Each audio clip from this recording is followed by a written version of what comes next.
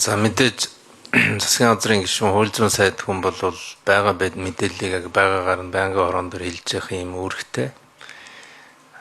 Мэдээллийг зөрүүтэй мэдээлэх эсвэл худал хэлэх гэдэг бол өөрөө тодорхой санкцтай байгаа гэдгийг сануулмаар байна.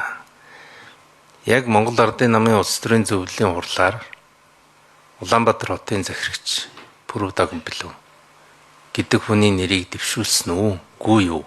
Хурал болсон уу? Болоогүй юу?